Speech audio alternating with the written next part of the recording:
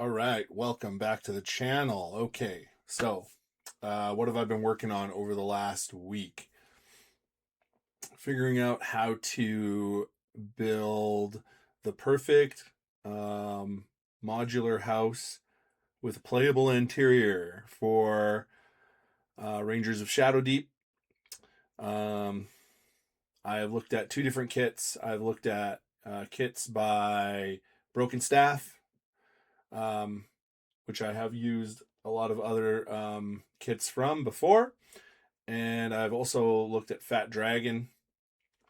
Pros and cons of these kits if you're looking at doing this yourself. Broken Staff, pros. Uh, Designed this way. Designed for a usable interior, much more easy to build that way.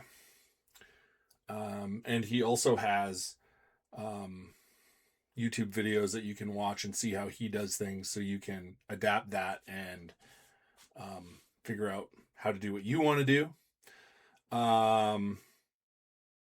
Cons, the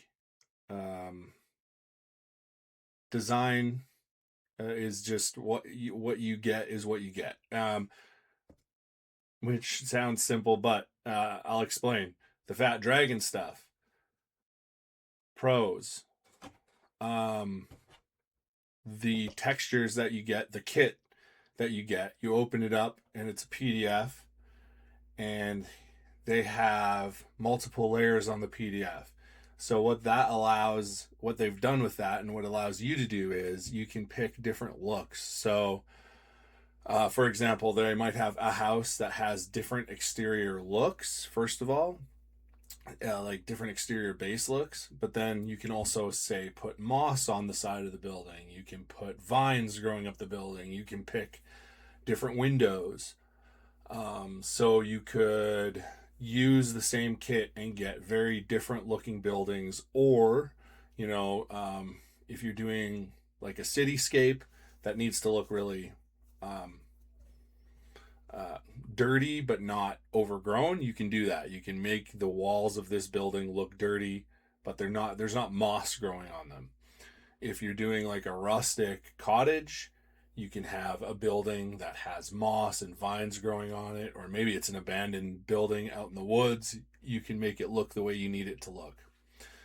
The cons of the Fat Dragon games kits are that the way they're designed is just to have they do have an interior, but it's just a flat map, and you're supposed to put the house like right on top of it. When you want to go in that house, you pull the whole house off. What I wanted was like an actual, here we're inside the house, so that I can add interior furniture and stuff like that, which is easier to do with the broken staff stuff, or the crooked staff stuff. Sorry, not as easy to do with the Fat Dragon, but the Fat Dragon stuff looks really cool. I wanted to use it, so I've been experimenting and I've been researching videos and how's this done to try to figure out how to hack the Fat Dragon stuff to do what I want it to do, which I think I finally gotten to. It looks pretty good, I'm hoping. So I'll show you sort of my process or my iterations as we go here, and I'll show you what the end result is. So first of all, here's like a crooked staff one, and it's completely usable. Here's the inside. At this juncture, I hadn't really figured out how to deal with the cardboard showing on two of the sides without doing some weird angle cutting, which I wasn't going to do. I wanted this to be simpler, and simpler. It's not simple, but like I feel like it could be easierly done. So then I tried to use just cardstock, like I've been doing everything else. So like these original houses that I build are just cardstock, but they're all like reinforced and enclosed. So, they're sturdy, they're stiff. This one, not great. Like you can see, it's all bowed, and the roof not going to sit nicely. Here's the roof I made for this one. You can see it's not super pretty. So next, but I was able to get the interior. And so here's a benefit of that PDF layers that I was talking about. The outside, mossy, overgrown, ugly. To do the inside, I just take those layers off to make the inside look cleaner. When I printed it out, I reversed it and printed it out so that once I layer it on, see, there's the door there. And when you look inside, the door is right where it's supposed to be. So, but like I said, this one not great. So then what I did was do a little test where the bottom, the base, or the floor, I sort of cut out to make room for these pieces of cardboard that I glued the inside and outside on. And then I'd used cardstock on one side to then cover up the cardboard edges so these edges meet nicer and it looks prettier on the table.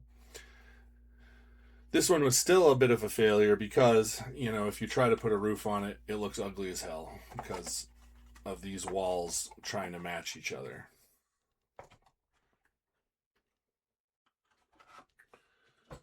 So, my next iteration is gluing the walls and the roof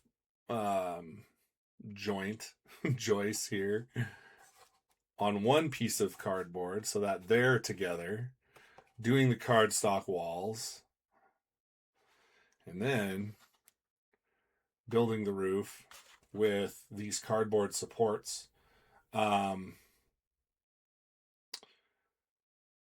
I originally just put this one little support in here, but then it didn't pull the roof down enough to make it look sort of like tight against the walls.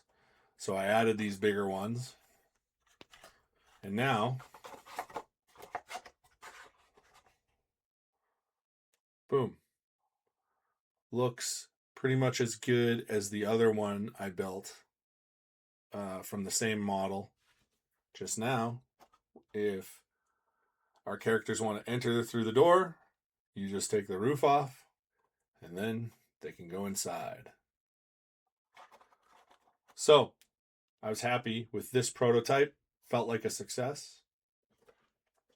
So next up, I want to do 2 stories. So that's what I just completed today, actually. And here's this model. Now you can see this one is the same as this one. This one I used some more kind of like cottagey type walls. This one's all brick. So you can see you can make different walls so that your buildings look different. You could pick different roof if you wanted to. But here we go. We have the front of the building. Character wants to go inside. You take this off. Here's some supports so that these snugly fit in here and make this look nice. When it's time, you reveal the interior. And you're only losing, the width of 2 standard cardboard boxes here. So the playable interior is still pretty good. What's nice about the Crooked Staff kits is that you can make a floor plan however big you want. The Fat Dragon ones are sort of what you see is what you get.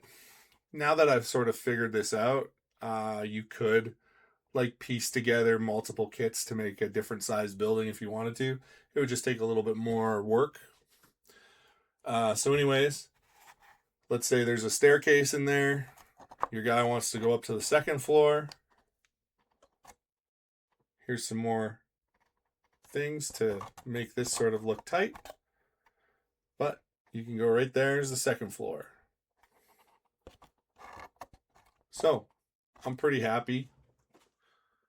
It took a lot of iterating and trial and error, but now that I'm at this point with them, I'm feeling pretty good about how it's looking. And over the course of the week, with the time, that free time that I did have, like, I built what ended up being 5 buildings. I mean, 3 half buildings, and then these 2 that are actually the good working buildings. But now that I know how to do it, I have it in my brain. This is what I'm doing. I should be able to bang the rest of the buildings I need for the first scenario of Shadow Deep out pretty fast. And yeah, I feel like they're looking really good. I'm feeling good. So that's where I'm at. Over the course of this next week, as I build the rest of the buildings, I'm planning on filming some of that process so that I can just upload a video about sort of how I'm doing it more clearly and concisely, rather than this is just sort of an update on, hey, this is where I'm at with this, right? So if you want to see that, please subscribe, like the video. It helps. Let me know what you're working on in the comments. I really appreciate it. And yeah, I will see you in the next video.